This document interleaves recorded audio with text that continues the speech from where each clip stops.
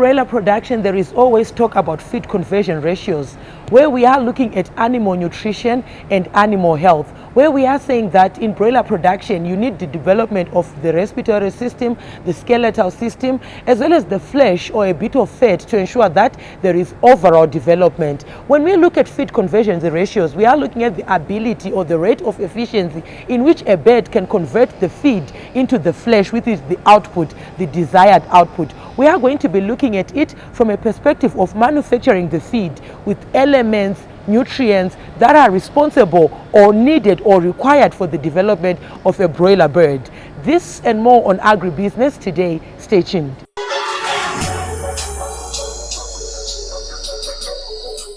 Thank you, Zimbabwe, for staying tuned to Agricultural New Directions Agribusiness in support of Vision 2030. Today we are looking at broiler chickens production here in Zimbabwe, looking at it from a perspective of animal health and animal nutrition. But our emphasis is going to be on the elements, the minerals that are incorporated in broiler feed to ensure that there is health as well as meeting the expectations of the market, given that we are headed into the festive season where majority of our farmers invest in broiler chickens production. At this point in time, I'm joined by Bridget, who is working here with Agri Milling. Bridget, thank you so much for joining us today. Thank you, Azza. When you start your journey as a farmer in broiler production, normally you start with the feed referred to as starter. I would want you to introduce to us a brief introduction of the starter feed. What does it incorporate? What does it mean? Okay, thank you so much, Waza. So if we are looking at feeding of broilers, here at Agri Milling, we have understood that every bird has got a purpose and every farmer has got a dream. So we've managed to tailor make our feeds in such a way that they will be able to meet the nutritional requirements of these birds, because we are mainly targeting, at the moment we are doing poultry feeds, so we are looking at those fast growing meat type chickens. So we do have what we call phase feeding, where you feed in phases. So we've got our 3-phase feed where you start with starter. So if we are looking at starter diets, during the starter period, that's the period that is very critical in terms of promoting growth and development, because with the targets that farmers will be working with, they are supposed to make sure that birds get a very good start from the beginning. So starter diets are normally high, very high in crude protein. We are looking at the protein that is needed, not the total protein, but there's a certain amount of protein that is needed. Then the excess will then be lost through different ways. So our starters got 22% crude protein.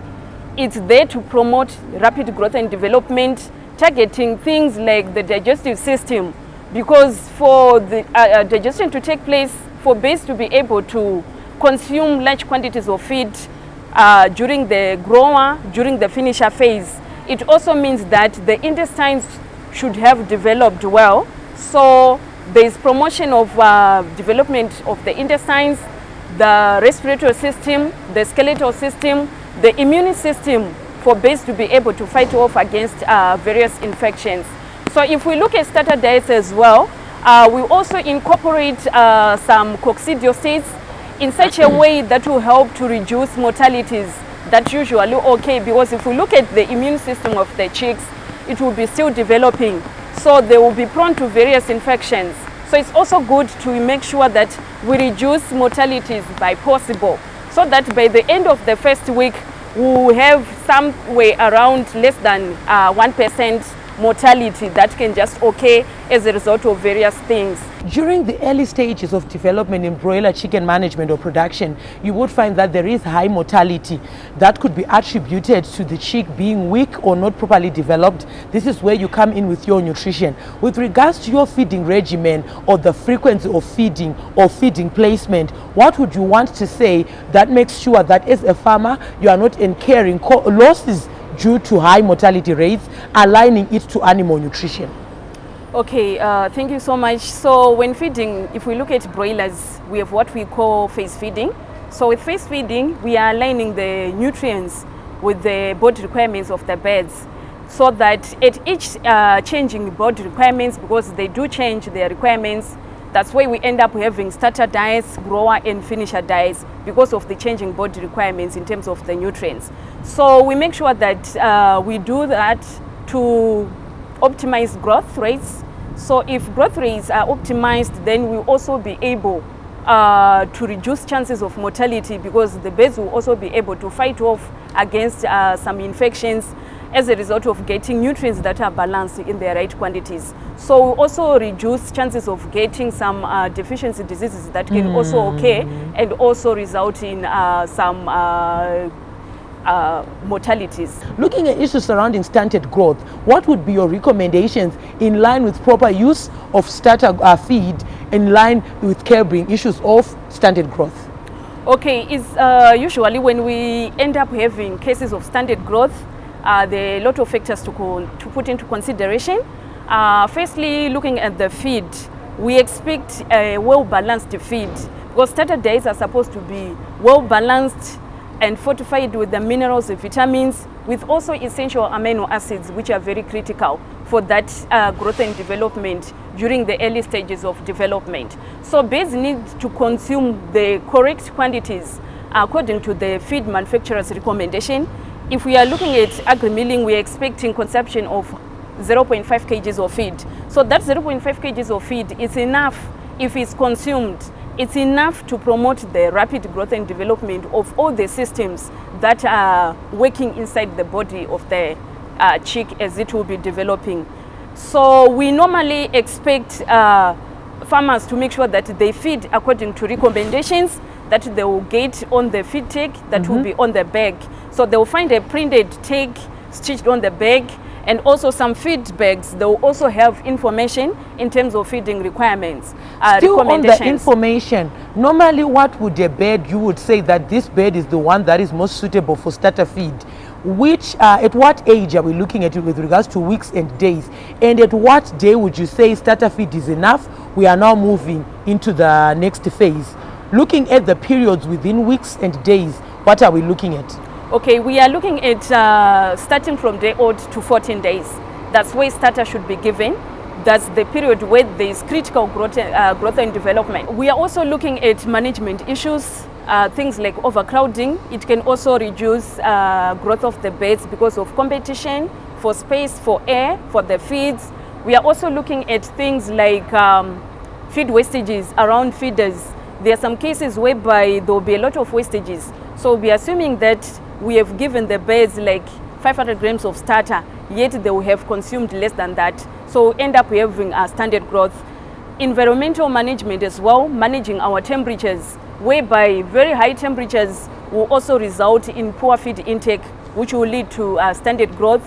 Very low temperatures as well, on the other side, they will also reduce growth rates, whereby birds will just eat just to maintain their body temperatures. So farmers really need to make sure that their management practices are up to standard in a way to try to promote feed intake. There you heard it, viewers. We've come to the end of the first segment. We're going to go on a short commercial break. We'll be right back with this and more in the second segment. Stay tuned.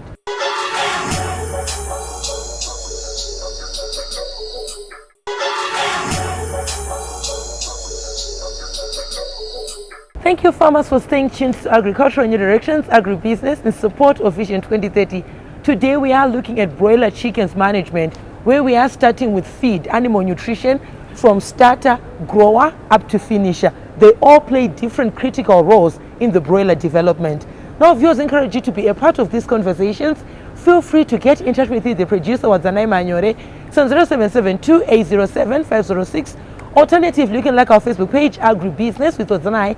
Make a follow-up on this episode and more, and leave your comments and suggestions. They are most welcome to us. Our YouTube channel is Agribusiness with Wadzanai. We're also now available on X, formerly known as Twitter, at Agribusiness 110. On LinkedIn, we have a growing, thriving community where most of these updates and discussions do take place. Our profile there is at Wadzanai Manyore. Now, Bridget, we are here in the second segment, introducing the grower feed. What are we looking at in line with the nutritional composition of the grower feed? Normally, what is it like moving away, given that prior to this stage you would have fed your starter? Now, with regards to grower, what are we looking at? Okay, with grower, we are now looking at feeds that have got moderate protein levels, like 18%, 20%. So usually it's because our birds, the rate of growth is slightly slowed down. So the aim is to complete the further growth and development, or to finish off what has been started on by starter in terms of those systems that we have talked of, like the immune system, the skeletal system, the respiratory system, the digestive system. So it's the grower which will make sure that growth and development has been completed, so that during the finishing stage it will be lean deposition of muscle, not fat. So usually grower again is well balanced, fortified with vitamins and minerals, and there's also balanced protein and energy, because that's the period is where there is now deposition of muscle that will then start to begin, whereby our bed will then start to develop the frame that will make it a bed. Looking at the feed mode of feeding, or the mode that they come in, we have that is prepared as meal as well as pellets. Do we have pellets in starter? Do we have pellets in grower? And what could be the differences? Are there any differences when it comes to a farmer investing in either feed, the meal or the pellets? Are there any highlights that you would want to differentiate? Are there advantages in investing in pellets or disadvantages when it comes to meal feed? Okay, starter diets are usually, we do them in form of clumps, very small particle size in full, that looks like granules, for easy consumption. Birds will have easy access to the feed. Then we move on to grower. It's in a pellet form, bigger sizes than now. So that will now allow birds to consume feed within a short period of time. They will not expend much energy to consume certain quantities of feed for them to be full. So there are meshes in form of meals, then there are pellets. So meshes, in terms of nutritional composition, there are no differences. Because if you just do your formulation, you formulate, then if you want now to produce the pellets, you then further now work from the meal that you have produced to produce the pellets or the crumbs. So the only difference is now on the intake. Birds that will be consuming pellets or crumbs, they will spend less energy in consuming the feed, which is good in terms of optimizing feed efficiency and also growth. Then there are also no wastages. One will be feeding using pellets or crumbs. There are no wastages that can occur as a result of dust. If we look at meals, the meshes, they're easily blown away by dust. So there are also wastages that are associated with the use of meals. Then it also becomes cost effective as well, because we are looking at less wastages when one is using the pellets, when one is using the crumbs. The water as well, it will be kept clean, because if birds are consuming meals or meshes, the moment they move away from the feed, they move on to the drinkers. There's also feed spoilage which will take place, like sort of contamination, whereby you will find the feed inside the water. The water will then need to be replaced with fresh water. But it's different when we are looking at pellets, whereby water is always kept clean. There's no contamination of water with the feed they will be consuming. Are there any form of deficiencies that might arise as poor consumption of the grower feed? And when looking at the age, what are we looking at? Which kind of bird, at what period would you say that this bird is now off of grower feed, it's moving into the next phase? And at what phase would you introduce the grower feed after the starter feed? And some of the disadvantages that might come when a farmer wants to cut corners, still feeding a bird that is now appropriate or reached the level of feeding grower, but still giving them starter. Maybe they would have bought a lot of starter bags. They're trying to cut corners. Some of the disadvantages that come with saying a bird is now ready for grower feed, but is still eating starter feed. Okay, usually we recommend farmers to blend the starter and the grower, because if we look at the particle size, it's different. Starter is very small, grower is big.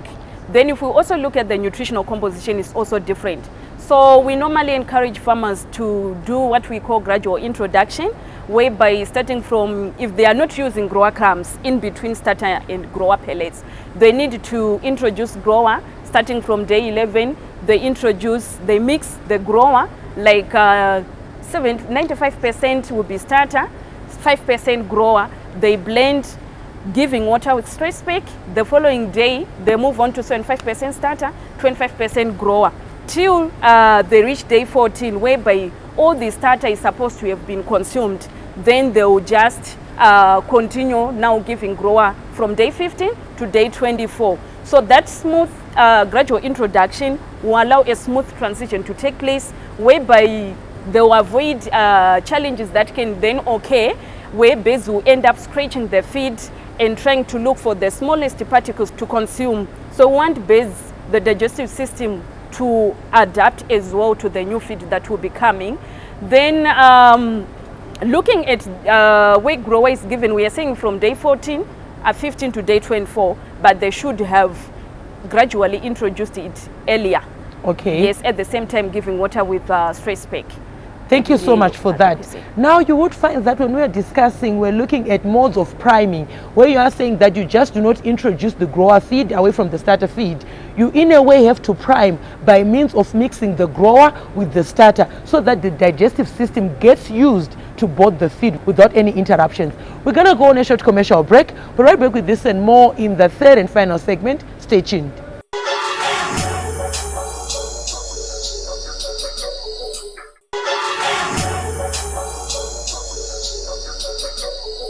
Hello farmers, thank you for staying tuned to Agricultural New Directions, Agribusiness in support of Vision 2030.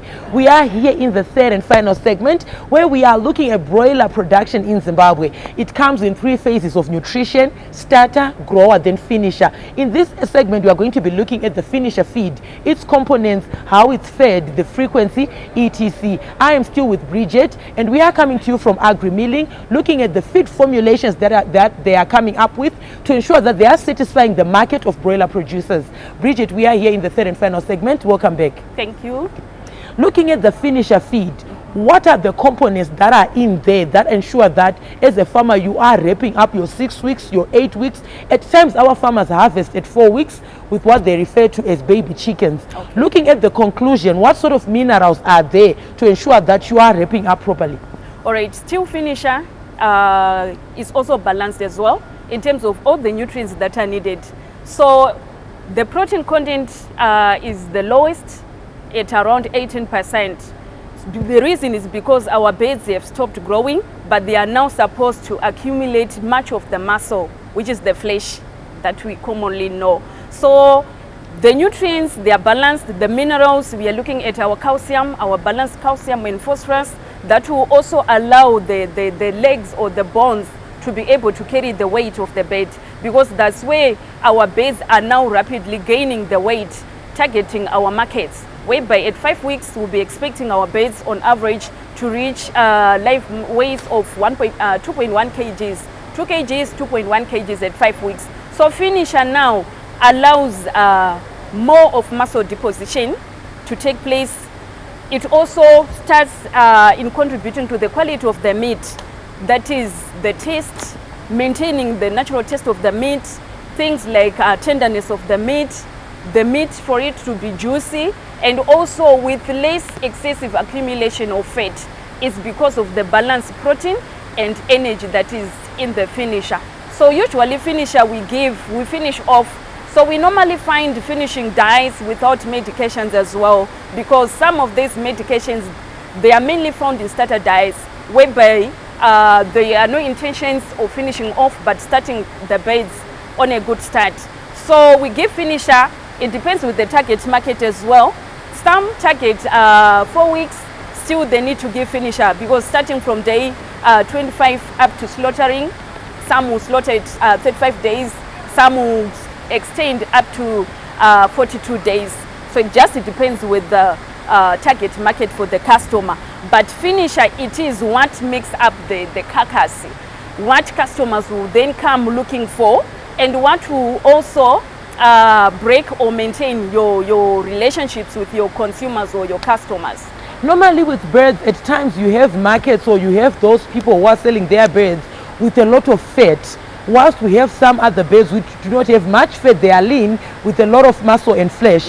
What could normally lead to those differences, where you are saying that this bird has a lot of muscle, this one is very fatty? What could attribute to that? Okay, usually it's from some of the feeding mistakes that are made by farmers, because some they do guesswork, they don't follow feeding recommendations, some they just copy what others will be doing, like their neighbors and the like. So usually when farmers finish off on starter diets, starter doesn't promote deposition of lean muscle, but there will be that rapid growth. There will be a lot of fat, which is different from what finisher does in contributing to the carcass quality. Some they do use diet, some they do use pig feeds as well, with an assumption that the birds will grow very quickly, they will gain rapid weight, not knowing that there will be excessive build-up of fat.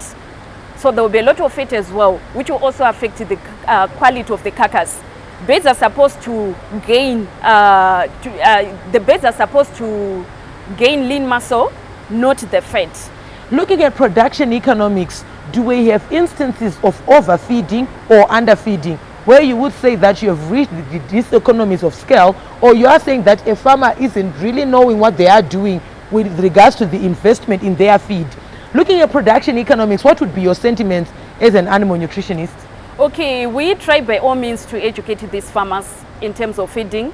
That's why we also make sure that on each and every bag there's a feed tag that will guide the farmer in terms of the species of livestock to feed, the stage of production to feed, the feeding recommendations, and then if there are any warnings there, farmers will also be much aware. So usually we make sure that we do provide support to our farmers so that they will avoid overfeeding or underfeeding, because each of these two has got its own consequences. Like if we overfeed, there are some also nutrients that will become toxic to the animals. Okay. Like if we look at copper, excessive of copper can result in damages to the liver.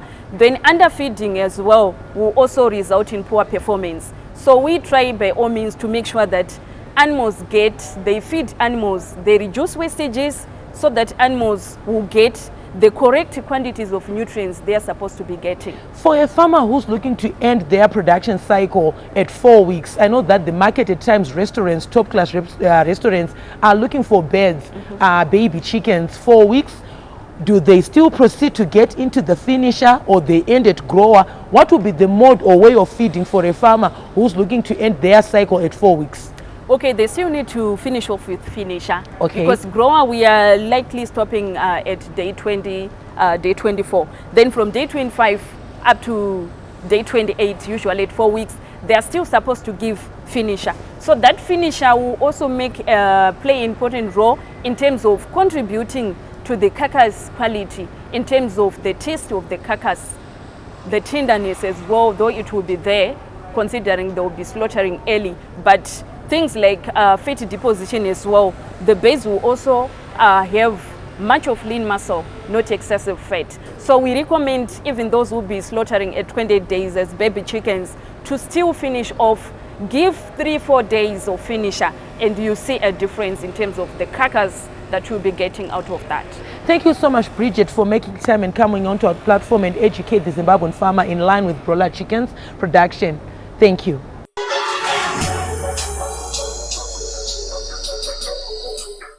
There you had it, viewers. Today we're looking at broiler chickens production in a 3-phase system where we have the starter, the grower, as well as the finisher. From your host, Manyora, I'm also on Instagram. It's at Wadzi110, and the crew behind the scenes. Have yourselves a fabulous evening. Thank you for watching.